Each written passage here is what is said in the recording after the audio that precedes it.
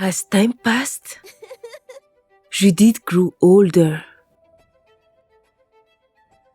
One day, a young man was walking in her neighborhood. Judith found him attractive and they began to talk. The more they talked, the more they grew closer.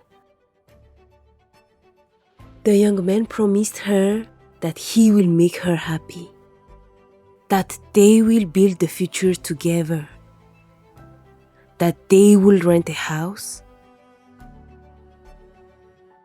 and he will help her mother financially. Life with her grandmother was unstable, so Judith held on to the future the young man promised.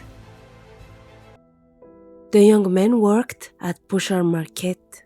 He was a nighttime security guard for merchandise. He convinced Judith to sleep with him there while he worked at night. According to him, a girl who refused to sleep with him at the market does not deserve to sleep with him in a house.